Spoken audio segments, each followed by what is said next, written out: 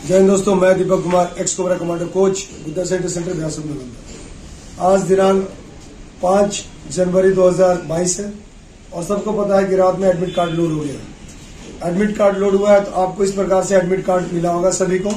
जिनका नहीं खुल रहा होगा देखिएगा, सबसे पहले यहाँ ध्यान देने वाली बात, सबसे ऊपर आपका नाम रहेगा, नाम का स्पेलिंग चेक कर लीजिएगा, ये रोल नंबर रहेगा, इसके बाद रजिस्ट्रेशन नंबर। ये सबसे इम्पोर्टेंट जो ये कैटेगरी में देखना आपको ईबीसी है, ओबीसी है, जनरल है, क्या सही प्रिंट हुआ है कि नहीं हुआ है। इसके बाद आपका आता है पीईटी डेट, कितनी तारीख को दिया गया है और कौन से शिफ्ट में गया हुआ है। जैसे जो मेरे हाथ में है वो दिया हुआ है शिफ्ट नंबर 1G में दिया गया है। इसका रिपोर्टिंग टाइम है दिन में 1 बजे।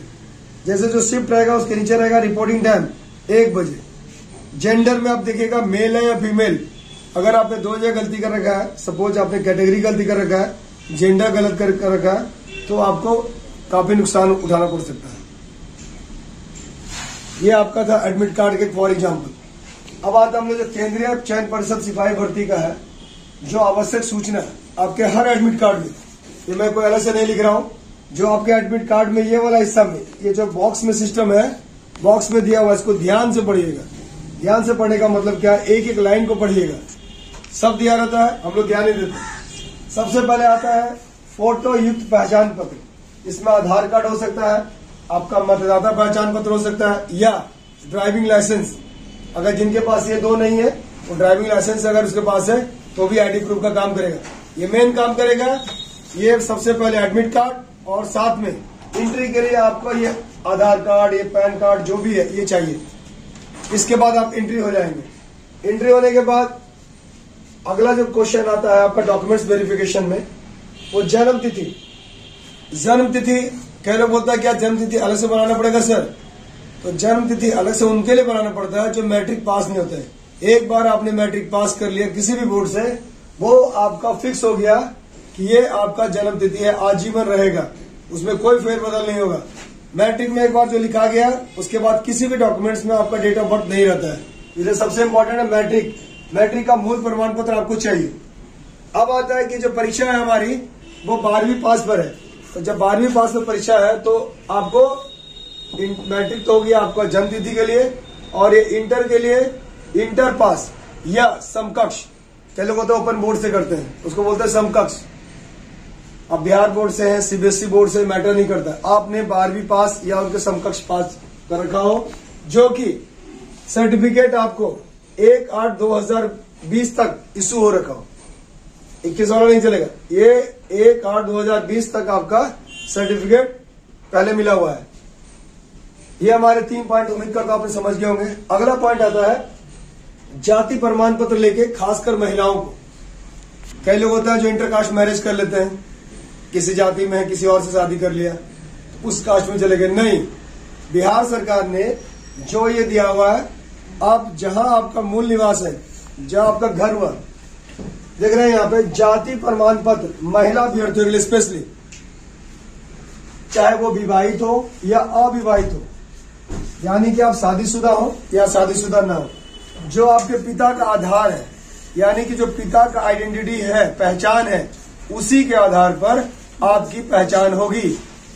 तो उसके लिए आपको क्या करना होगा, जो लड़कियां हैं आपका जाति प्रमाण पिता के आधार पर बना लीजिए। अब आता है कि निवास स्थान। निवास स्थान भी आपका घर का चलेगा, यानी कि क्या होगा, नहरा होगा या मायके, यही ना जी, मायके में बोलते हैं। आपका मायका का, जो आप चाहे शादी हो गया हो चाहे नहीं हुआ, मायके का ही आपको चाहिए, नहरा का चाहिए। अगला आता है क्रीमी लेयर। क्रीमी लेयर को लेकर के बहुत सारा डाउट है, क्रीमी लेयर है, नॉन क्रीमी लेयर। उसमें देखने वाली बात है, जो आपके पिताजी का इनकम है, आपके हस्बैंड के इनकम से मतलब नहीं है, बिहार सरकार को आपके पिताजी के इनकम से मतलब है। तो क्रीमी लेयर आपका जो मायके है पिताजी का, यानी कि उसके आधार पर ही क्रीमी लेयर बनेगा। नॉन क्रीमी में जो भी बनेगा पिताजी के आधार पर। अगला आता मूल निवास प्रमाण पत्र। कई लोग बिहार से बाहर के हैं, तो जो जिस राज्य का आदमी है, जैसे बाहर राज्य का आदमी यूपी के हैं, दिल्ली के हैं, वही भी आप इसका फॉर्म भरते हैं, तो उनके लिए, अदर स्टेट के लिए 10% कोटा 10% आपको दिया जाता है, आरक्षित है आप लोगों के लिए। तो 10% दिया जाता है।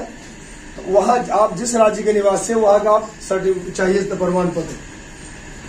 अब आता है कि गृह रक्षा वाहिनी, होमगार्ड के जवान, कई लोग होमगार्ड के जवान हैं जो इस फॉर्म को भरे हैं और परीक्षा में पास हुए हैं। उनके लिए होमगार्ड का जो प्रमाण पत्र है आपको जो मिला हुआ है सर्टिफिकेट ओरिजिनल, उसको जरूर रखिएगा, वहां पे चेक होगा।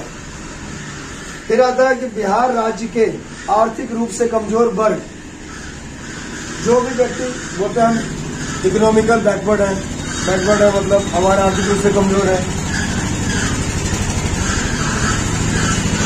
तो उनके लिए जो प्रमाण पत्र है, यहाँ ध्यान दीजिएगा, दिनांक 26 फरवरी 2019 के द्वारा विहित है, यानी कि जो लागू है, आपको इशू हुआ, वो मान्य होगा।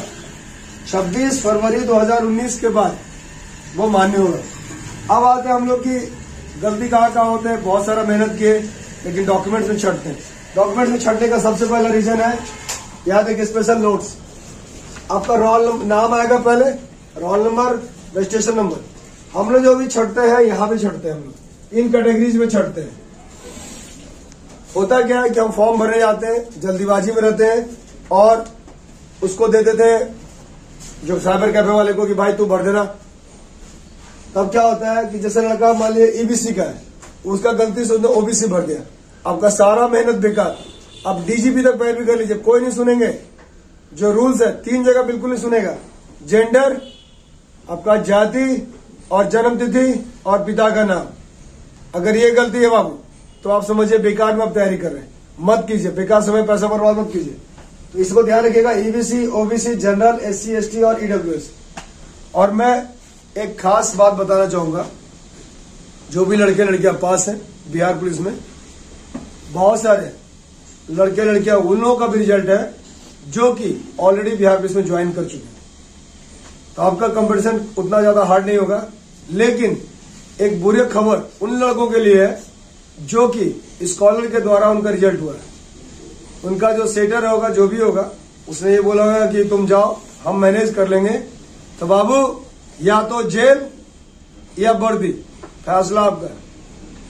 क्योंकि इस बार पकड़ेगा तो जेल के बगैर छुटकारा नहीं, और एक बार जेल में धरा गए तो 3-4 महीने तक गया, प्लस आपका सर्टिफिकेट भी खराब कर देगा। अगर कोई बोलता है आपसे, आपने देखा होगा पिछली हाल ही में बहुत सारे लड़के करीबन 400 से 800 आदमी इधर उधर जुगाड़ करके फिजिकल क्वालिफाई कर गए थे। लेकिन जैसे स्क्रूटनी हुआ, स्क्रूटनी मतलब क्या था, दोबारा छानबीन, तो वो सारे व्यक्ति पकड़ा गए, उनके 800 की लिस्ट छपी थी। वो लड़के ज्वाइनिंग करने तक नहीं गए। कारण क्या था, बोला उनको कि आप आकर के यहाँ पर अपना डॉक्यूमेंट्स वेरिफिकेशन कीजिए दोबारा से। जब बोर्ड ऑफिस में बुलाया गया वो लोग नहीं गए। कारण क्या था, वो डुप्लीकेट थे। तो डुप्लीकेट हमेशा धरा जाएगा। ये जो भी ओरिजिनल कैंडिडेट है, अपने बलबूते पर आपने परीक्षा पास की है, हार्ड वर्क करते रहिए। अगर अगला आदमी आपसे 5 मिनट में दौड़ रहा है तो उसको दौड़ने दीजिए, उसका मैटर है, वो समझे, उसका आदमी समझे। आप अपनी मेहनत कीजिए, उसके डरिए नहीं कि तो 5 मिनट में दौड़ रहे, हम तो 6 मिनट में दौड़ रहे हैं, मेरा क्या होगा। तो उनका बोर्ड ऑफिस डिटेल करेगा कि 5 मिनट में आदमी दौड़ रहा है। सवाल पूछे जाते हैं, राष्ट्रपति का नाम, प्रधानमंत्री का नाम, मुख्यमंत्री का नाम, राज्यपाल का नाम। अगर ये 5 सवाल नहीं बता पाते हैं तो कैसे आप मैट्रिक पास हो गए जी? कैसे आपने बोर्ड परीक्षा पास कर लिया इंटर का, और कैसे आपने बिहार पुलिस की परीक्षा पास कर ली? इसलिए कमजोर है, डरने का जरूरत नहीं है, अपने बलबूते पर रहिए, ईमानदारी हमेशा आगे जाती है। तो मैं यही कहूंगा, इन डॉक्यूमेंट्स के बारे में जिनके पास नहीं है वो बनवा लीजिए, इसके अलावा और कोई डॉक्यूमेंट्स नहीं पूछेगा। तो बेस्ट ऑफ लक, अच्छे से तैयारी कीजिए। और ये डॉक्यूमेंट्स जिनके पास, और एक चीज और खास जाने वाले, तत्काल मत बनाइएगा, तत्काल डॉक्यूमेंट्स नहीं बनाइएगा, उसमें आपको ऑब्जेक्शन कर देगा। और जिनका किसी प्रकार का छोटा मोटा स्पेलिंग में गलती है, क्या स्पेलिंग में पिताजी का नाम ये था, स्पेलिंग में ABC गलत हो गया है, तो आप कोर्ट में जाइए और वहां पर वकील से वो बनवा लीजिए कि हाँ ये व्यक्ति एक ही है, जिसका नाम, दोनों नाम एक ही व्यक्ति संबंध है। वो नोटरी वाला बना देता है, उसमें टेंशन लेने की उतना जरूरत नहीं है। तो बेस्ट ऑफ लक, बढ़िया से तैयारी कीजिए और उम्मीद करूंगा आप लोग सभी वर्दी पहनिए। जय हिंद, थैंक यू।